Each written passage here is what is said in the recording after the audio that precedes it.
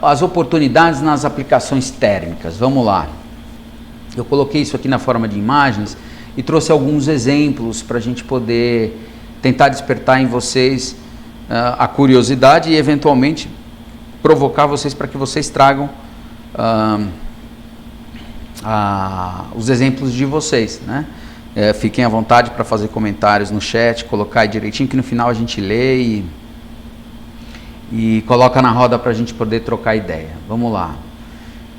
Bom, aqui é um exemplo.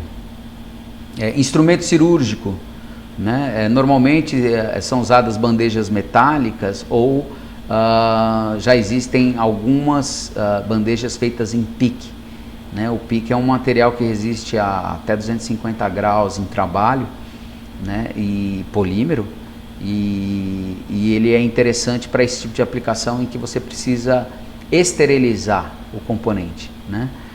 Então, às vezes você tem uma peça que você precisa esterilizar, e você sempre fez em metal, você poderia fazer em plástico e esterilizá-la, né? No caso do pique.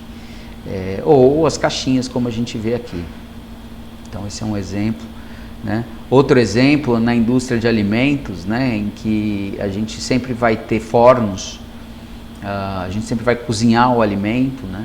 E aí são fornos, são fogões, tem vários exemplos.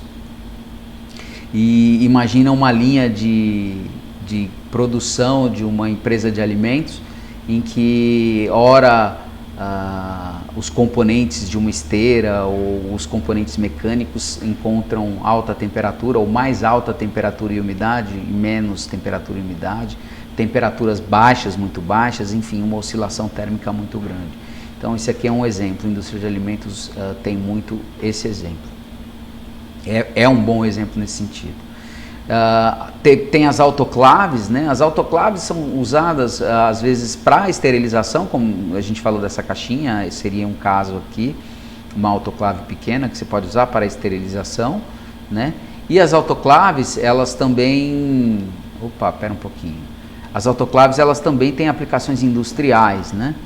Então, uma que eu me lembro aqui bem, um processo do qual eu já fez parte da minha carreira, é o processo de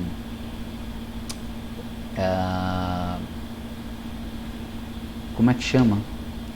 Quando a gente aplica o alumínio sobre as peças de acabamento dos faróis. Esqueci. Mas é feito numa autoclave, né? Então você tem temperatura e um banho de metal, no caso. Então a gente precisa ter a escolha do material correto para que isso possa funcionar. E aqui na figura do meio, o que a gente mostra é uma linha de pintura fechada, mas na indústria automotiva é muito comum as linhas de pintura das peças, né? E tem vários componentes mecânicos naquela estrutura que poderiam se utilizar de polímeros para alta temperatura, tá? Essa aplicação é a mais comum para todos, né?